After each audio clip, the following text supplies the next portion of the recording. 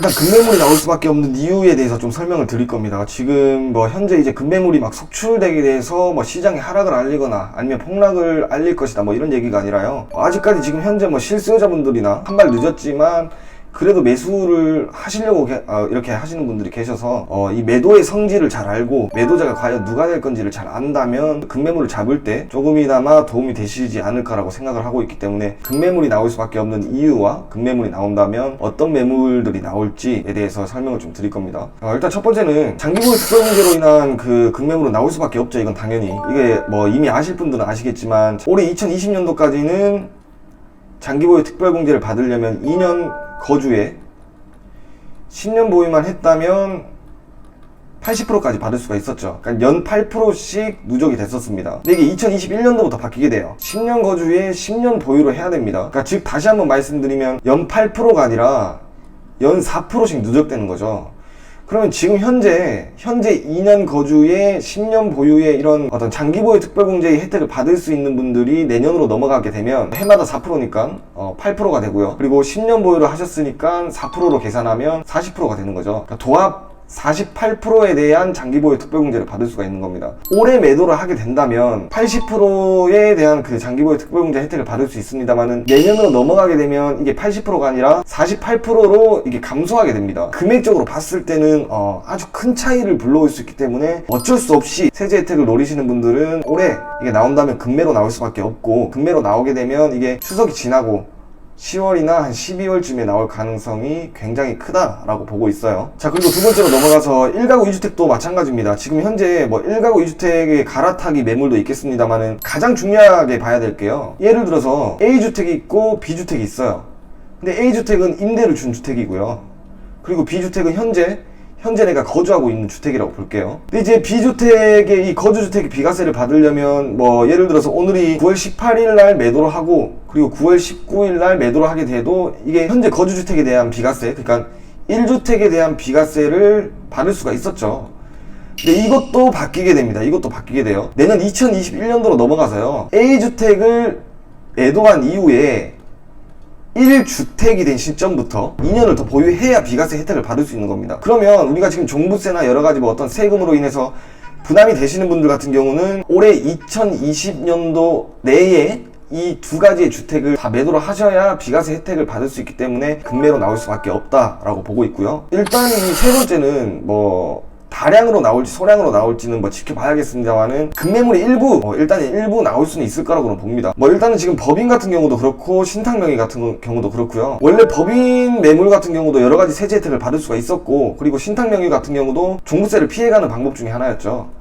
근데 이게 이번에 대책이 나오게 되면서 전부 다 안 되는 걸로, 그러니까 세제 혜택을 못 받는 걸로 이렇게 바뀌게 됐는데, 뭐 이것도 지금 얘기는 많습니다. 지금 법인 매물 같은 경우도 85평방미터 이하 또는 3억 이하의 주택을 보유하고 있다라고 한다면 현행과 똑같이 가기 때문에 얼마나 나올지는 한번 지켜봐야겠죠. 근데 어쨌든 간에 지금 현재 법인에 대한 그 메리트가 완전히 다 사라지는 건 사실입니다. 이 법인 매물들이 나올 수 있다고는 합니다만은 지금 통계상 자료를 보게 되면 서울에 대한 매물은 완전히 극소수입니다. 소수. 물론 이제 예전보다는 이 매물이 쌓인 거는 맞습니다만은 전국의 법인 매물에 비하면 아직 서울에 대한 건 소수기 때문에 뭐 이게 시장에 본격적으로 뭐 하락을 알리거나 아니면 어떤 영향을 줄 수 있을 거다라고는 보고 있지 않고요. 뭐 신탁명의 같은 경우도 지금 종부세 혜택을 받을 수 있었지만 이제는 원소유주까지 추적하게 돼서 종부세를 부과하겠다라고 했기 때문에 지금 사실 내 소득에 비해서 어떤 그 좀 부담되는 주택을 구입하신 분 같은 경우는 감당되지 않는 이 종부세가 나오게 되면 사실 이건 뭐 어쩔 수 없는 선택이죠. 뭐 매도할 수밖에 없어야 되기 때문에 이런 분들이 일부 매물은 나올 수가 있겠다. 그런데 제가 봤을 때는 지금 종부세도 물론 크긴 하지만 양도소득세가 뭐 훨씬 더 큰 것이기 때문에 이것도 이제 매물은 얼마나 나올지는 지켜봐야 됩니다. 그러나 이제 가능성은 있을 수도 있기 때문에 말씀을 드리는 거고, 자 이제 마지막으로 넘어가서 이게 좀 얘기가 많죠. 임대사업자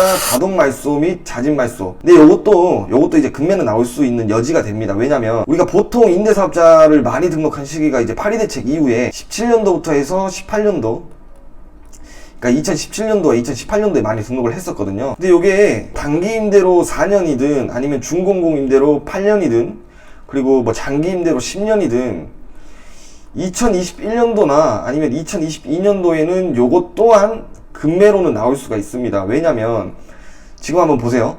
원래 임대사업자를 등록을 하는 게 9.13 대책 이전에는 뭐 양도소득세나 아니면 종부세, 그리고 9.13 대책 이후에는 내 거주주택에 대한 비과세를 받을 수 있었기 때문에 등록을 했던 거였는데, 이 4년과 8년과 10년 이 임대 기간을 지키지 않을 시에는 내가 받은 세제 혜택을 토해내거나 아니면 추징을 받기 때문에 지금까지 어떻게 보면 매도 물량이 묶여 있었던 거잖아요. 8월 4일인가요? 보안 대책에서 얘기가 나왔을 겁니다. 임대 기간을 다 충족하지 않아도 일정 조건을 맞춘 매물들은 내가 원래 등록했던 임대 기간의 2분의 1만 보유하게 돼도 그때 가서 임대사업자를 자진 말소하고 매도를 할 수 있겠다라고 이렇게 그 보완 정책이 나왔죠. 그렇게 자진 말소를 하고 매도를 하게 돼도 양도소득세나 아니면 종부세에 대한 혜택을 그대로 유지시켜주겠다라고 했기 때문에 지금 매도를 생각하셨는데 이 임대사업자로 인해서 매도를 하지 못하셨던 분들, 매물이 묶여 있었던 분들은 당연히 이것 또한 매물로 나올 수밖에 없다라고 보고 있고, 지금 어차피 4년 단기 임대로 하신 분들은 자진 말소가 아니라 자동 말소기 때문에 언제 매도하셔도 상관없습니다. 자동 말소한 이후에는 언제 매도를 하셔도 내가 받았던 세제 혜택을 토해내진 않아요. 문제는 8년이나 10년을 받으셨던 분들, 예를 들어서 17년도에 주택을 구매하셨던 분들이, 그러니까 임대사업자를 17년도에 등록을 했다라고 가정했을 때 원래는 2022년도까지 가야 되는데 2021년도까지만 보유하게 돼도 세제 혜택을 주겠다라는 내용이잖아요. 근데 이게 조건이 있어요. 조건. 자진 말소를 한 이후에는 1년 이내에 매도를 해야 됩니다. 그래야지 세제 혜택을 받을 수가 있는 거예요.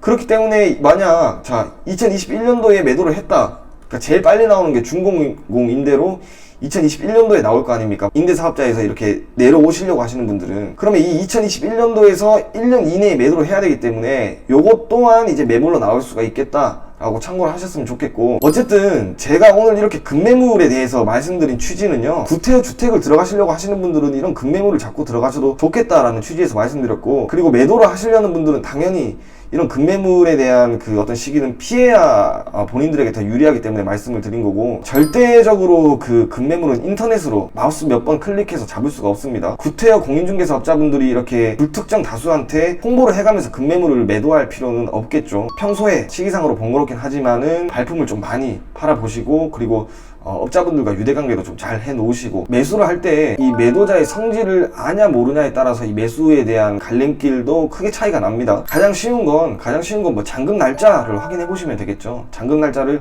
언제까지 해줘야 이 거래가 가능합니까? 라고 물어보면 계산했던 것, 그리고 내가 인지하고 있던 것과 어느 정도 맞아 떨어진다, 급매물의 가능성이 크죠. 그렇기 때문에 이런 여러 부분들을 참고를 해보셔서 투자하시거나 아니면 재테크 활동하시거나 아니면 실수요자분들 집을 매입하실 때 좀 큰 도움이 되셨으면 좋겠습니다.